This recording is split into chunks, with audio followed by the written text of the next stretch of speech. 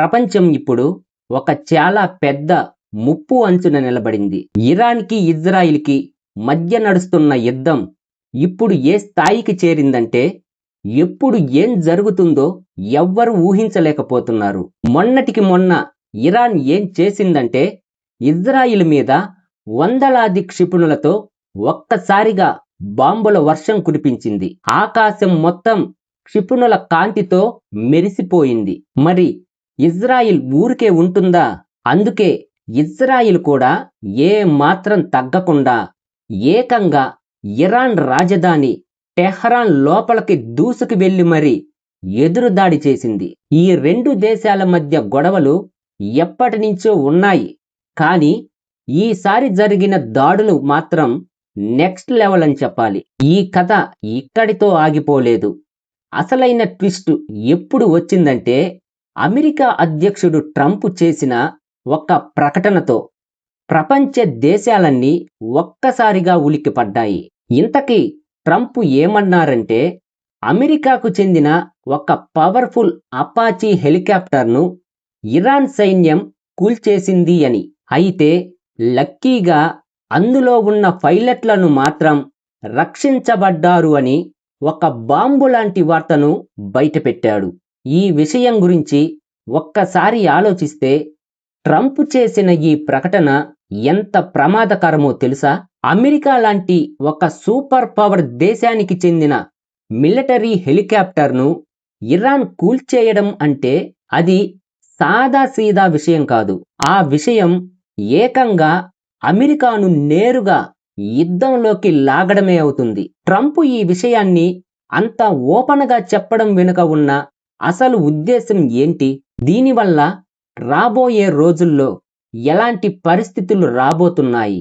America గనుక ఈ యుద్ధంలోకి డైరెక్ట్‌గా దిగితే అది కేవలం రెండు దేశాల యుద్ధంలా మిగలదు. అది మూడో ప్రపంచ యుద్ధానికి దారి తీసినా ఆశ్చర్యపడనక్కర్లేదు. అసలు ఈ గొడవకు గల కారణం ఏంటో మనం కొంచెం లోతుగా అర్థం చేసుకోవాలి. ఇరాన్‌కి, ఇజ్రాయిల్‌కి మధ్య ఇప్పటి నుంచి కాదు, దశాబ్దాల నుంచి శత్రుత్వం నడుస్తుంది. ఇరాన్ ఎప్పుడు కూడా ఇజ్రాయిల్‌ను ఒక దేశంగా గుర్తించదు. దాన్ని మ్యాప్ నుంచే తుడిచేయాలని చూస్తుంటుంది. దానికి ఇరాన్ ఏం చేస్తుంది అంటే, ఇజ్రాయిల్ చుట్టుపక్కల ఉన్న కొన్ని గ్రూపులకు ఆయుధాలు, డబ్బులను ఇచ్చి మరి ఇజ్రాయిల్ మీద దాడులు చేయిస్తూ ఉంటుంది. కానీ ఈసారి అలా కాదు. వేరే వాళ్ళను వాడుకోకుండా ఇజ్రాయిల్ నేరుగా తానే రంగంలోకి దిగి ఇజ్రాయిల్ మీద క్షిపణులతో దాడి చేసింది. అయితే దీనికి కారణం ఏంటంటే, అంతకుముందు ఇజ్రాయిల్ చేసిన కొన్ని దాడుల్లో ఇరాన్‌కి చెందిన ముఖ్యమైన కమాండర్లు, పెద్ద పెద్ద లీడర్లు చనిపోయారు. దాంతో ఇరాన్‌లోని ప్రజల్లో, అక్కడ సైన్యంలో చాలా ఆవేశం వచ్చింది. మా లీడర్లనే కొడతారా అని తమ పరువు కాపాడుకోవడానికి ఇరాన్ క్షిపణుల వర్షం కురిపించింది. దానికి ఇజ్రాయిల్ కూడా టెహ్రాన్ లోపల దాడులు చేసి, మీ దేశంలో ఎక్కడైనా సరే మేము దూసుకుపోగలం అని ఒక గట్టి మెసేజ్ ఇచ్చింది. సరే, ఈ గొడవల వల్ల మనలాంటి సామాన్య ప్రజలకు వచ్చే నష్టం ఏంటి? ఎక్కడో మిడిల్ ఈస్ట్లో యుద్ధం జరుగుతూ ఉంటే మనకెందుకు అని మనం అనుకోవచ్చు. కానీ ఇక్కడే అసలైన నిజం ఉంది. ఈ ఉద్రిక్తతల వల్ల ప్రపంచవ్యాప్తంగా ప్రతి ఒక్కరి జేబుకు చిల్లుపడి నష్టపోయే పరిస్థితి వస్తుంది. ఎందుకంటే ప్రపంచానికి కావలసిన క్రూడ్ ఆయిల్ అంటే ముడి చమురు చాలా భాగం ఈ దేశాల నుండే వస్తుంది.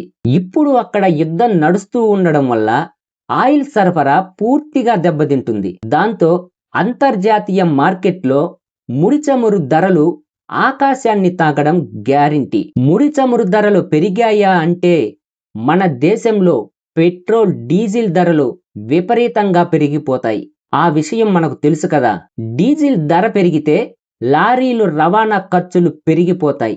దాంతో మార్కెట్లో కూరగాయల నుంచి పప్పుల వరకు ప్రతి ఒక్క నిత్యావసర వస్తువులు ధరలు పెరిగిపోతాయి. దీన్నే ఇన్ఫ్లేషన్ అని అంటారు. అంటే దారుణమైన ధరల పెరుగుదల. ఇప్పటికే సామాన్యుడు బతకడమే కష్టంగా ఉంటే ఈ యుద్ధం వల్ల ధరలు ఇంకా పెరిగితే పరిస్థితి ఎలా ఘోరంగా ఉంటుందో ఒక్కసారి ఊహించుకోండి. ఇకపోతే విమాన రంగం విషయానికొస్తే అక్కడ కూడా పెద్ద ఇంధన సంక్షోభం రాబోతుంది. సాధారణంగా విమానాలు వెళ్ళే రూట్లలో ఇరాన్, ఇజ్రాయెల్ ఎయిర్ స్పేస్ చాలా ముఖ్యం. ఇప్పుడు అక్కడ క్షిపణులు తిరుగుతూ ఉంటే ఏ విమానమైనా ఆ రూట్లో వెళ్ళడానికి భయపడుతుంది. దాంతో విమానాలన్నీ వేరే లాంగ్ రూట్లో తిరిగి వెళ్లాల్సి వస్తుంది. దానివల్ల విమాన ఇంధనం చాలా ఎక్కువగా ఖర్చవుతుంది. పైగా ఆయిల్ ధరలు కూడా పెరుగుతున్నాయి కాబట్టి విమాన టికెట్లు ధరలు కూడా విపరీతంగా పెరిగిపోతాయి. చాలా విమాన కంపెనీలు నష్టాల్లోకి వెళ్లే ప్రమాదం కూడా ఉంది. కేవలం విమానాలే కాదు, సముద్ర మార్గంలో వచ్చే పెద్ద పెద్ద కార్గో షిప్పులు కూడా ఈ గొడవల వల్ల వేరే రూట్లు మార్చుకోవాల్సి వస్తుంది. దానివల్ల ప్రపంచ వ్యాప్తంగా వ్యాపారాలు అన్నీ తగ్గి ఒక రకమైన ఆర్థిక మందగమనం వచ్చే ముప్పు చాలా స్పష్టంగా కనిపిస్తుంది. ఈ మొత్తం వ్యవహారంలో ఈ దేశ లీడర్లు తీసుకునే నిర్ణయాలు కేవలం రాజకీయాల కోసమేనా, లేక వాళ్ళ అహంకార కోసమా అనిపిస్తుంది. ఇరాన్ తన పరువు కోసం దాడులు చేస్తుంటే ఇజ్రాయెల్ తన ఉనికిని చాటుకోవడానికి ఎదురు దాడులు చేస్తుంది. ఎవ్వరికి కూడా ఇక్కడ శాంతి వద్దు, నువ్వెంత మేమెంత, తగ్గేదే లేదు అన్నట్టు ప్రవర్తిస్తూనే ఉన్నారు. కానీ వీళ్ళ అహంకారం వల్ల నలిగిపోయేది ఎవరు? అక్కడ ఉన్న అమాయక ప్రజలు. ఇరాన్లోని సామాన్య జనాలు గాని, ఇజ్రాయిల్లో ప్రజలు గాని ఎప్పుడు ఎటు నుంచి బాంబు వచ్చి పడుతుందో అని భయంతో వణికిపోతున్నారు. సైరన్లు మోగినప్పుడల్లా బంకర్లోకి పరుగులు తీస్తున్నారు. ఇదంతా చూస్తుంటే భవిష్యత్తు చాలా అంధకారంగా అనిపిస్తుంది. రాబోయే రోజుల్లో ఈ యుద్ధం గనక ఆగకపోతే చైనా, రష్యా లాంటి దేశాలు ఇరాన్కి సపోర్టుగా రావచ్చు. అమెరికా, బ్రిటన్ లాంటి దేశాలు ఇజ్రాయిల్కి సపోర్టుగా నిలబడవచ్చు. అదే గనుక జరిగితే ప్రపంచం రెండు ముక్కలుగా విడిపోయి ఊహించని పరిణామాలు ఎదుర్కోవలసి వస్తుంది. మీకేమనిపిస్తుంది? అమెరికా హెలికాప్టర్లను ఇరాన్ కూల్చేసింది అని ట్రంప్ చేసిన ప్రకటన నిజంగానే అమెరికాను యుద్ధంలోకి నెట్టడానికేనా, లేక దీని వెనుక ఏదైనా వేరే పొలిటికల్ మైండ్ గేమ్ ఉందా? ఈ ఇరాన్ ఇజ్రాయెల్ యుద్ధం వల్ల రాబోయే రోజుల్లో మన దేశం మీద ఎలాంటి ప్రభావం పడబోతుంది? మీ మనసులో ఏముందో కింద కామెంట్ బాక్స్లో నాతో తప్పకుండా షేర్ చేసుకోండి.